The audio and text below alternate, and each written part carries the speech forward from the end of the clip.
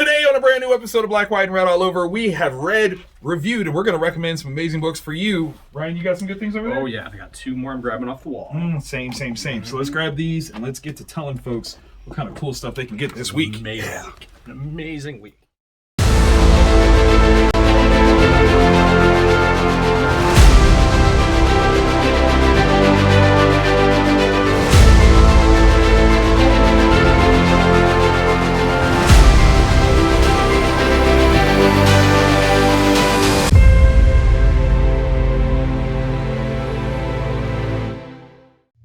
Hello and welcome to a brand new episode of Black, White, and Red All Over. I'm Victor Dandridge, the hardest working man in comics. Ryan Seymour, King of Comic Town. I almost said Taco Bell because my shirt. King of Comic Town here in Columbus, Ohio. Yes, King of Taco Bell. You know what? That's the next iteration of Comic Town. It's going to be part Comic Town, part Taco Bell. Ryan's wet dream, right there. Gosh. Look at that. Listen, I think that would do really, really well. I'm just throwing it out there. Because you got comic stores that also have coffee shops. Come on. Why not? Come on. Comics and tacos? Sponsor me, Taco Bell. I mean, come on. It sells itself. Yeah. It sells itself. Chalupas and new books. Yes. Do they even make chalupas anymore? Yes. Okay. I thought I was making There's a I don't chalupa know. combo. So you can do like a comic like kids meal. Right? Genius. Let's go. Okay. So we read some amazing books this week. This is a big week. It was. And what's special on top of it being a big week based on what we have out there, we're still missing a box. Are you serious? Yes. There was still stuff that we didn't get. That wall is full. Yeah. Wow. A ton of good stuff out there to choose from. Okay. What? Off the top of your head, do you know any particular book that we're missing? Main Moon Knight. We haven't got that yet. That was a big one. Okay. Haven't got the new Buffy miniseries. The first issue of that came out this week. Man. So, yeah. Okay. All right. So we did miss out some good ones, but we got some good ones that we're going to recommend to all of you right now. Starting with our Goodreads, you should read. So if you got some extra dollars when you go to the shop, these are some books that you should definitely collect. We've got two that are the same, one that's different. Yes. Where do you want to start? Why don't you start off with the What If Venom, and then I will go to Venomverse. That works. Okay, What If Venom, this is so crazy. This is What If Dark, though. So this is kind of taking things in a place that's not so happy as an exploration. So we got Stephanie Phillips, Jethro Morales, and Israel Silva tackling this one. So this is post the original Secret War, right? Where Spider-Man had the symbiote on him, and Reed gets it off of him. But instead of the way that it kind of plays out, Thing actually gets a hold of the symbiote. Really? Now, this one's an interesting one because, again, when you're talking about, like, context of different stories, it's usually taking something where the story turns left instead of the way that it went right. This is such a different context because, I mean, I don't know that there was ever a point where Ben Grimm was at risk of being taken over by the symbiote. Not that I can recall. But in this one, it, like, talks to him, it calls for him, and it promises things that Reed had failed to produce for him. And it might actually work really well. So interesting. Yeah. I mean, obviously, for a character that likes to clobber, I can see a symbiote being a very interesting addition to him. So this was a lot of fun. As a dark storyline goes, I would follow this arc like for a while. Nice. It would be good. So yeah. Very cool. Also in that sort of dark vein, Death of Venomverse #1, Cullen Bunn. Already. So I was sold as soon as I saw that name on it. We've got... Look at that. It's gorgeous. The art is just gorgeous. Sandoval art, and we got Campbell on the colors. This book is just beautiful on the inside. Just absolutely gorgeous. The story behind this one is really kind of cool. All right, so if you take the concept of like the movie, Jet Li's movie, The One. Oh, okay. It's Carnage. Carnage is going through the multiverse, killing various versions of Venom or Carnage symbiotes to get not just that symbiote from that universe, but the powers attached to it. Whoa. So you got him, like Carnage shows up. Yeah. You got, there's a good one that's really visually. So each symbiote has a different. Oh no, that could be bad. So it's just crazy. Carnage is just going through and getting more and more powerful, getting more and more powers to choose from, and it's just going berserk. And this thing is just evil, and it's Carnage. It's not Cletus. No, it's Carnage. It's Carnage. Because Cletus isn't attached to it anymore, so it's just going... That's some null stuff. Right? I've never heard it. Okay. Mm-hmm. You know what this? Okay.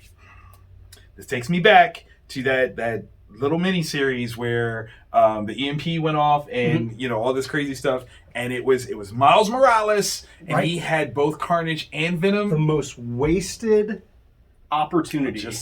I'm just saying because if Carnage by himself is doing this, that's this is what we were talking about. Yeah. Okay, Miles could keep the Venom symbiote on himself, send the Carnage one out, and murder ensues. Okay, that would have been a storyline all on its own. Oh my god! Yeah, just imagine that. Like switching the symbiotes out. Like, okay, all right, Carnage, go kill him. Yeah, Carnage bounces back, come back, Venom, and it right because that's what, and then just invisible shows up in like literally Miles going invisible with Carnage.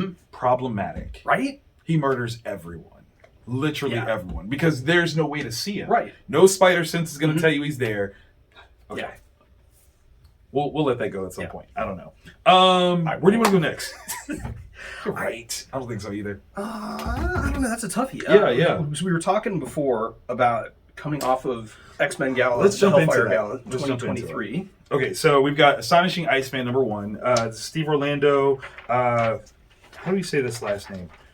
Karatu, I believe. Maybe. And Tartaglia on finishing everything. And okay, so coming off of the X-Men Gala where everyone is in a worse state. Yes. Humans, mutants, everybody.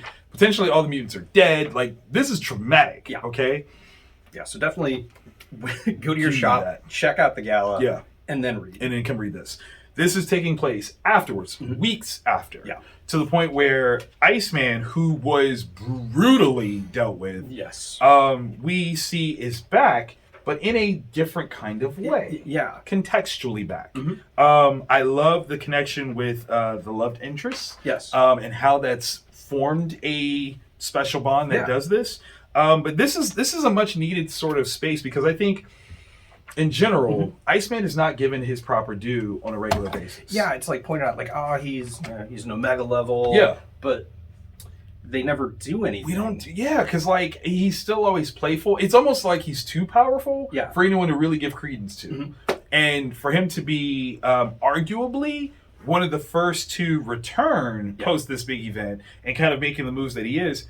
There's some big deals with this. Yeah. Now here's my one like contentious kind of piece. All right. This was a world-changing event.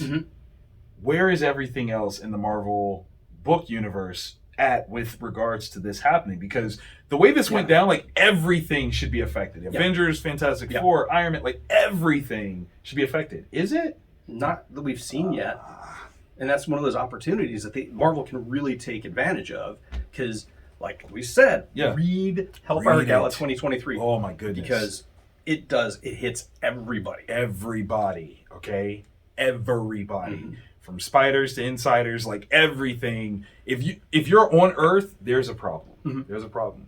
I don't know if I've ever seen a storyline where mutant hate is as high as this. Not since the original God Loves Man Kills. Yeah, and even that I don't think was to the scale. Like this, in terms of scale, is way bigger. Yeah. And I'm even including E for Extinction, where 16 million mutants died. I still say this is bigger. It's crazy. Yeah, it's got the potential. This is one that I don't see, like, the X-Men are coming back. Yeah. And I don't see them coming back happy. No. Like, this is poking two bears. Wait. I'm pitching something. I'm getting this idea. World War X, okay? I'm calling it, right? So where the Hulk came back and he was mad and he smashed everybody, the X-Men are going to come back and they're going to take over. And yes, I'm calling it. Days of Future, kiss my...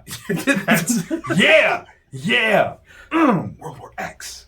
If that's a storyline, I apologize. I was just speculating. I have no intel. I have no knowledge, but it's where I would go. There's just some writer that looked up like... Son of a bitch. That man is Jason Bourne. Maybe. I don't know. We're throwing it out there. Okay, last one of the good reads you should read. Now, this is a meaty morsel of a story.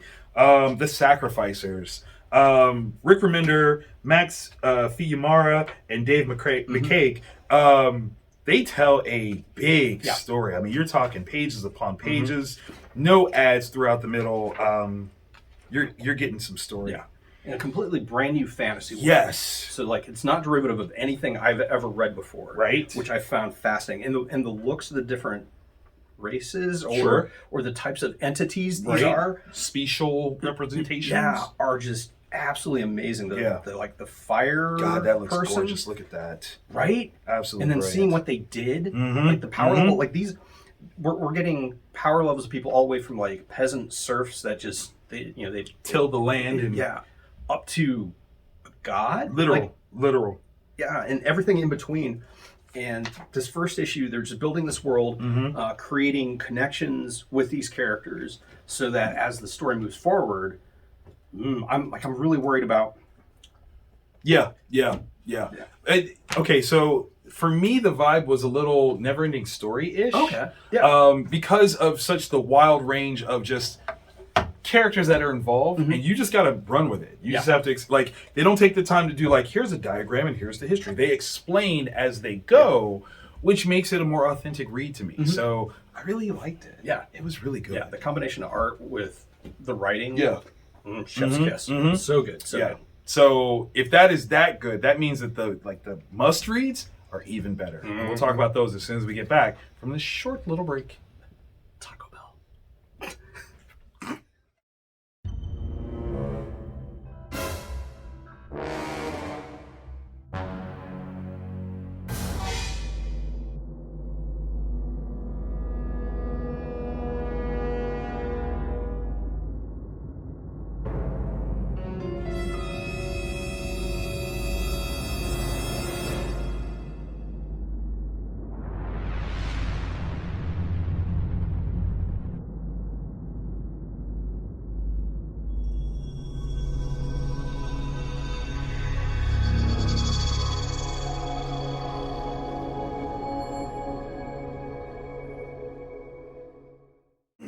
And we're back! I'm still Victor, hardest working man of comics. Yeah. Something to do. I'm Ryan. Yes! Yeah. King. Comic Town. Break it down. Yeah. Reading books. Flashing looks. Cooking. I don't know. Okay, so we got... I got tired, okay? I'm just fresh off some shows. I don't even know what's happening. Okay, so we've got, two that are the same, one that's different. Two that are the same. Your difference is you're going first. I don't care. You have to. Because you cackled. You cackled while reading. Maniacally. So, yes. Like a child on lithium. All right. So DC recently, before they derailed everything with Night Terrors, really was leaning into their cinematic vibe. Yes. So like the Shazam comic. Yep. A ton. It's so good. And it felt like I was watching the movie. So it was really entertaining. Better than the movie.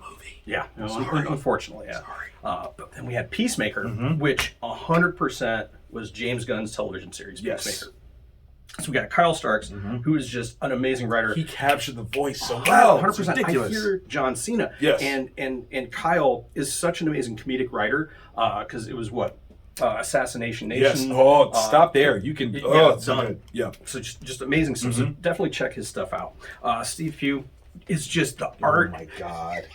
The art is just fantastic. It's got this I don't know if I can't believe they did it. I don't know if 80s is the right era, but there's like a vibe to it that is serious. You're right. 80s.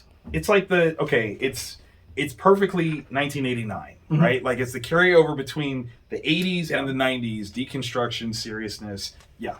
And it meshes perfectly with the story. So we got Kyle writing, Steve drawing, Jordi Belair, who's an amazing colorist. Oh my God. All right. So, and Becca Carey on the letters. Yes. So this story, this is not for kids. This is an R-rated Please book. Don't do that. So Peacemaker gets jammed up with some other bad guys, and they take his dog. Don't do that. That's bad. This whole story is Peacemaker trying to get his dog back. And oh my God, the cast of characters, he's riding shotgun with a character called the Red Bee, Black Hawk, like the World War II Black Hawk. Oh. But he's like old as, and it is fantastic. But he can still fight you. Oh, no. Yeah. No? Oh, dang it. It's great. There's General Mortis is in there, who's a character who's been alive for forever. And there is a threat leveled against him, and he's like, you don't think I've ever experienced it? And he's like, I have. I'll just give you what you want. It is hysterical. That's awesome. Is raunchy. And it has the first appearance of a character that I haven't seen in decades. I was going to say, I mean, we're talking 80s? Yeah. 80? Yeah. Maybe. So this is a character that you probably don't know about, but you'll come to love in his there. You better not. You're in so much trouble. Oh my gosh. That's funny. Yeah, it's if Miami Vice and God, what was Superman Quest for Peace, the Atomic Man? Yes. Formed. And they had a baby. Yeah. I actually feel like that's very apropos for a description for how they came up with that. Yeah, because the costume is different too. The costume. That's amazing. That's amazing. So it's one of the funniest books I've ever read in general. It's just absolutely amazing. If you've enjoyed James Gunn's take on Peacemaker and Suicide Squad, track down all of these issues. You need it. You will not regret it. Yeah, this is a book that thrives on like Ric Flair energy. Mm-hmm. Like it's full of the woo. Like, absolutely. Yeah. Like that's okay. Also full of some crazy energy. Fall of X, X-Men number 25. This is Dugan, Caselli, Gracia. That cover now makes so much. Yeah, it does, doesn't it? Yeah, it does. Okay, so I'm not going to call this a spoiler because the cover kind of lets you know where we are. Again, this is post the X-Men Gala, and Orcus has done some stuff, and what Orcus has done is change the landscape for like some craziness, right? I mean, they've enacted a plan that's buck wild. However, Kitty Pryde, aka Ariel, Sprite, Shadowcat, is not one to be trifled with, and in so many storylines, you find out like her level of tenacity for hurting people can be high. Yeah. Okay. Very high. I think we had like some great things happen when, oh my God, when Joss Whedon wrote it, and she saved the world by phasing. Like, there's so many things that Kitty Pryde can do when she's pushed to the limit. Yeah. She weed whackers a bunch of people. Like she does some things to some people that Wolverine would be like, damn, girl. Yo, I need you to chill. Like, you want to talk about it? Like, hey, Jeannie, can you calm her down? Kitty goes to a place. Yeah. No, Kitty might get kicked out of the X-Men for this. And all the X-Men are dead, okay? And she still might get kicked out because no, you don't do what she does and get to be a hero. I don't think she cares. I don't think she does. You can't. Doing all that stuff, you can't take it. Like, that's just, who do you think came up with it? Was it the artist? I don't know, because there's a writer. I could see like Jerry being like, do something crazy. Yeah. And I was like, all right. No, I think it was Jerry. No, because here's the thing. Has Kitty ever been on X-Force? No. Right. She is X-Force right now. Like, in terms of the black hit squad of the X-Men, that is her right now, and nope. I'm sitting there thinking like, I don't like, based on the level of tenacity, who could beat her in that moment? God, I don't know, because she is using her power to its fullest extent. Yes, and like thoughtfully, carefully, strategically, devastatingly, lethally. Like, she is doing things to people where I'm like, no, like if you weren't made out of adamantium, you're not stopping her. And that could be problematic. So this was just for that sequence alone. I'm here. Context. What happens here is on par in my heart and mind as the opening sequence with Nightcrawler of X2. X-Men United. Good. That's what I'm saying. But worse. Okay, so just read it. It's in your best interest. Where do you want to go next? We have two that are the same. Where do you want to go? Man, that's tough because this one is the continuation of like, is he the best Superman? Like, he just I kind of want to save this one because it says finale. Yeah. But that's just me. Okay, you good? No, all right. Yeah. So, The Oddly Pedestrian Life of Christopher Chaos, which is an insanely wild, wonderful read. From the idea brain tree of James Tynion IV, but written by, this is so good. Tate Brombol, art by Isaac Goodhart, colors by Miguel Muerto, letters by Aditya Bidikar. Again, there's so many things that are just coalescing in this storyline. Yeah. It's future tech, it's weird science, it's mysticism, occult monsters, teenage angst, like all of it put together, and wonderful. Yeah. Like literally some of the best. Yeah. Because if any of those aspects is just a little off, the book is not good. Right. But everything is perfect, and it hits so well. And one of the things I was worried about initially with issue 1 was based on. Yeah, That can go wrong really so many different ways. But this creative team has taken this world and just ratcheted, like the second issue is even better than the first one. Very much so. And that's wild, because sometimes you get that sophomore slump, but this one is taking what happened and the utter mystery of the first one and the craziness and just ramping it up. Like just leaning right into it, ramping it up, where we find out like relationships that we didn't know, people that we were like, oh, you're an evil Knievel douchebag and I don't even like you. And then you're like, wait a minute, there was more to them than that. Yeah. Womp womp. These bad guys are just no, I don't like it. Yeah. I don't like it. Because no, that's creepy. You talk about evil overlords like that. Yeah, there's just something about them that doesn't feel right. Like, and like even for a bad guy, you're still like, there's just something. I don't like it. Something off. Yeah, it's like something very Grant Morrison-y. Very Grant Morrison-like. Yeah. It gives you the heaps because you feel like it's something that is so obtuse but practical. Yeah, like it could happen tomorrow, and that's I don't like it. But yeah, no, Chris is such a great character because for a seeming heroic or protagonist, grossly incapable of so many things. Yeah, like inept, like literally inept. Not the strongest, not the greatest, not the wisest person, but empowered. And struggling to figure out how to do whatever they're trying to do. There's an earnestness to them. Yeah. Like, they know that they're not there yet. Yes. They know that they're not an Edison Crane. They're not a Bruce Wayne. Yep. But they're trying like, so hard. All of their heart, and they want to do the right thing. Yep. And they're putting in effort where, I run up against that person in that. I'm turtling. Yeah, immediately. Like, into my shell, crying on the floor. Don't look at me. Don't look at me. Just please go away. This is a great series. Like, I'm enjoying it a lot. But you're right, though. Like, the idea of based on the idea is up there with produced by, which is not the same thing as made by. So this one, slam dunk. Really, really good. Book of the week with a bullet. Yeah. Faster than a speeding bullet. Adventures of Superman, John Kent, Dawn of DC, number 6. Yeah. Tom Taylor. Yes. Clayton Henry and Jordi Belair.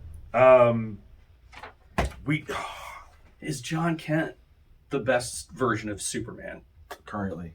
It just is. Like, he just embodies. All the things that are right about Superman, John does. And here's the thing that makes it crazy.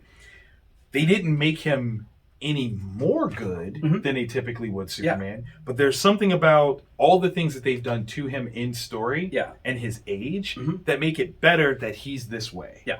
Like, the way that he approaches some of the battles in this book. Because I 100%, when that happened. I was like, you aren't fighting Superman. You're fighting John Kent. Yes. And I was both wrong and right at the same time. At the same time, because that right there. Yeah. The page turn reveal on that is so good. So good.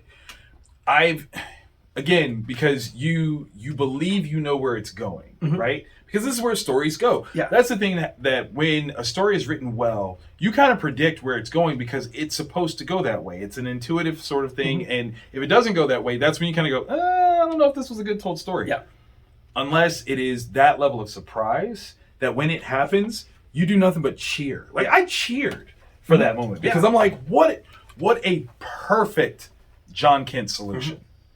And what I love the most about it is the opportunity that it sets up to return to the Injustice world and see what effect this encounter has had. Yeah.